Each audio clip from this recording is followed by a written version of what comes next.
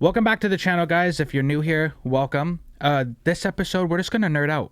We're going to talk about Batman, Mr. Freeze, and Multiverse of Madness. So, I want to welcome you guys. So, Justin, during the Super Bowl, they released a trailer to Multiverse of Madness. And, bro, like, we're just going to pretend that this isn't going to be what No Way Home did, but like times 10. Like, honest, like, so I've heard the rumors of, like, you know, Professor X and Reed Richards from the original Fantastic Four movie with Jessica Alba and all them, but I know that wasn't the original one, but the one I grew up with. Mm-hmm. You hear the rumors of the Marvel's Illuminati gonna be in it, like, pictures are coming out. So when the trailer dropped, I watched it, I was like, damn, dude, this is gonna be a good-ass movie because they technically can do a lot of stuff now. Now we're gonna go into the multiverse. We can see Wesley Snipes' Blade. We can see Nicolas Cage's Ghost Rider. We can see Jessica Alba. We can even get Chris Evans as the Human Torch, which would be cool because he was Captain America in our current MCU. But I wanted to, to ask you guys who are watching, who do you think on the over and under we're going to see in the Multiverse of Madness? Chances are they aren't. Chances are they are. So I'm going to start off with Professor X, Patrick Stewart. What are the chances we see him in this movie? And is the trailer misleading us with kind of doing like it looked like they tried to do an outline of the top of his head and his shoulder. It's what it looked like to me. I think it's safe to say that Professor X, Patrick Stewart, will be in this movie. I think it's safe to say, if we're going to do an over-under, it's safe to say he's in it. And you probably agree with me, right? Like, yeah, no, it sounded like him. It looked like him. So what do you think the chances are we see Wesley Snipes as Blade?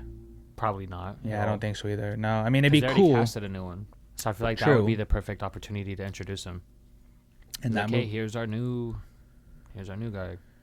Okay, yeah, you're right. I don't think we're gonna see him, but it'd be cool. What do you think?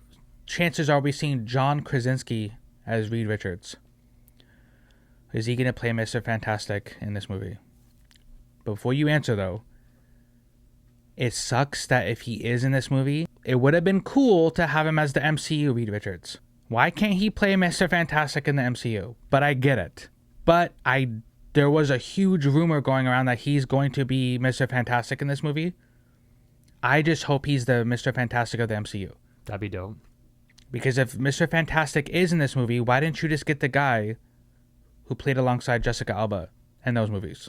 He can be this movie's Mr. Fantastic, then our Mr. Fantastic is John Krasinski. But I digress. You think he's in it?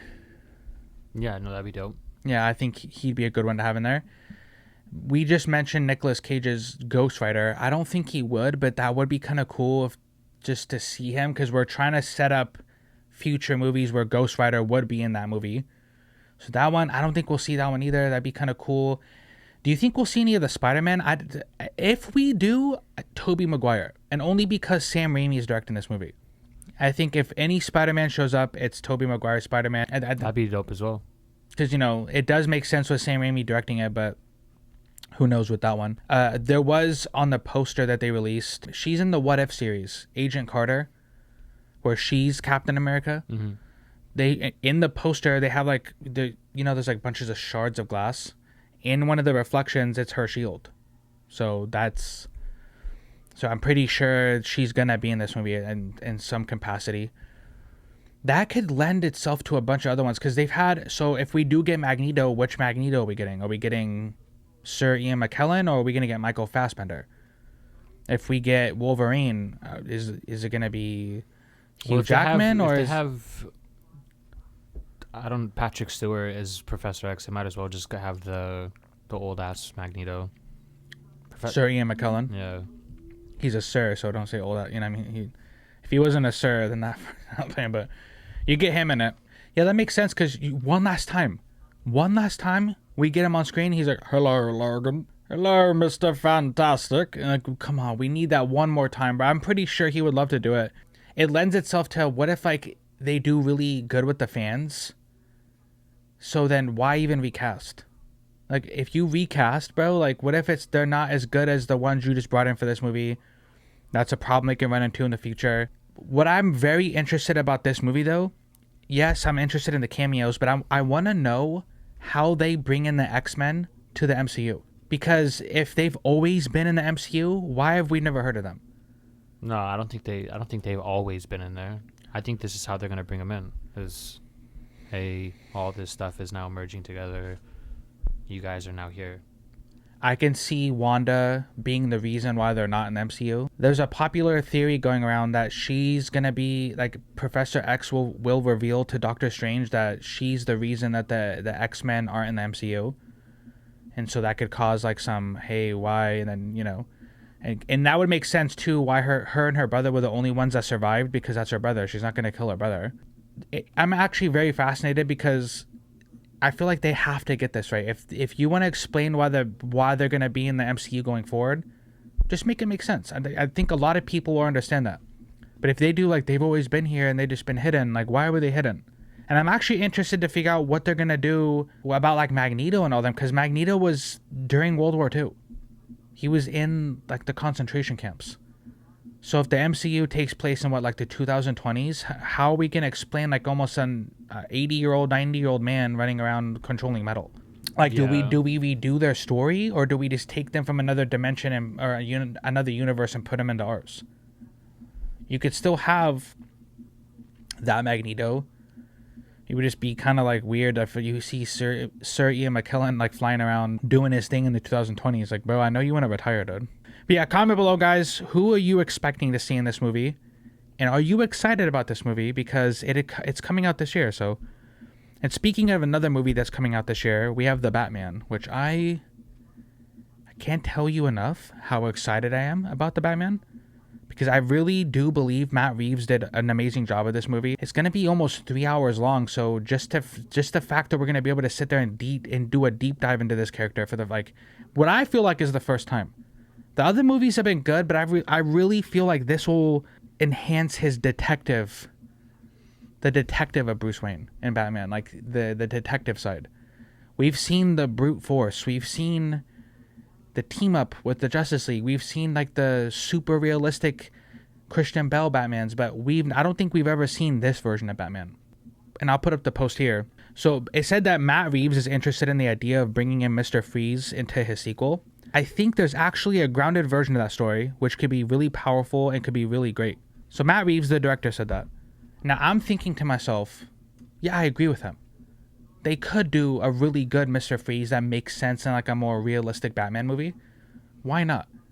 I don't know how, but that'd be interesting. And then another part of me is like, how about just get Arnold, the original Mr. Freeze, right? Get Arnold to come back and don't even make it realistic. Literally have him do the "nice to meet you, cool party." Just have him do that, and Robert Pattinson's Batman's like, bro, this is a joke. I'm Batman. What? Why is this guy saying cool party? What rapper do you listen to, Mr. Freeze? Ice Cube. Like there's a bunch of ice tropes. Why not, dude? I mean, one part of me is like, oh, yeah, we could get a really grounded Mr. Freeze, and you're right, Dustin. How would we even make that work?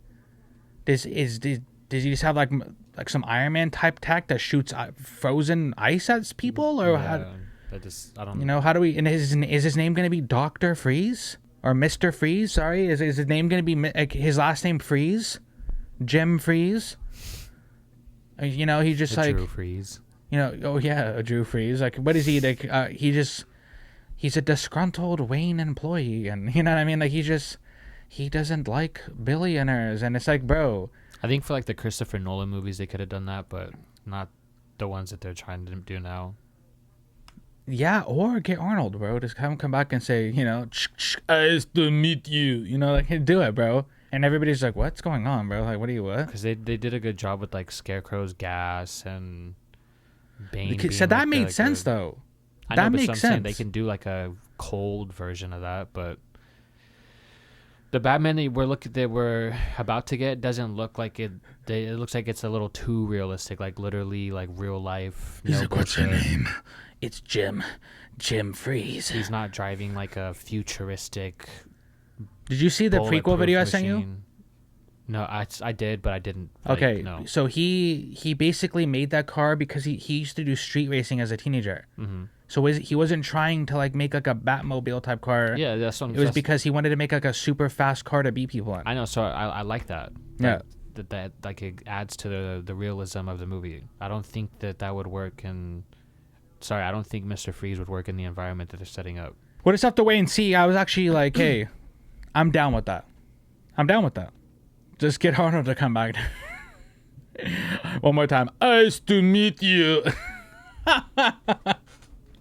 But, you know, speaking of Batman, we have Michael Keaton, who's supposed to be in The Flash, and then I guess he's going to be in the new Batgirl movie, which is going to be on HBO Max. Which, if you're thinking what I'm thinking, yawn. Yawn to the whole thing. But pictures came out of him in the Batsuit.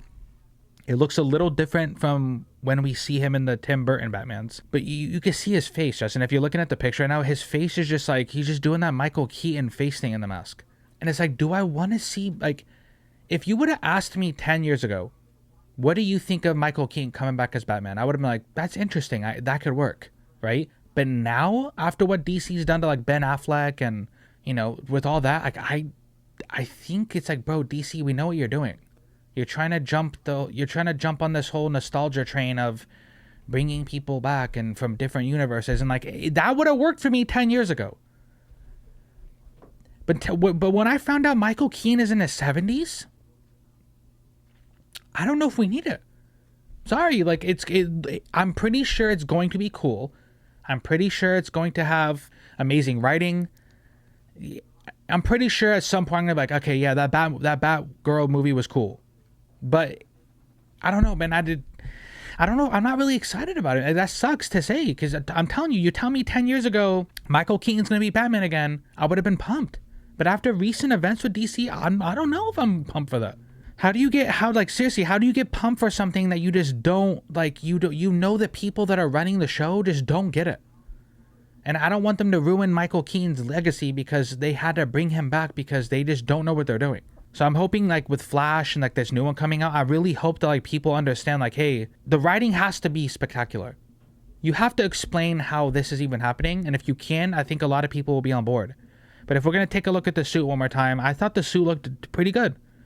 It's a good mix of, like, the classic suit with, you know, you have to make stuff on it look better, but it doesn't look bad to me, so. Yeah, so comment below, guys. Do you think Michael Keaton's suit is the way to go? And when the movie comes out, the Robert Pattinson Batman movie, I'm going to do a ranking of all the Batman movies and all the Batmans that we've had and see where he stands in that list. But yeah, until next time, guys. Peace.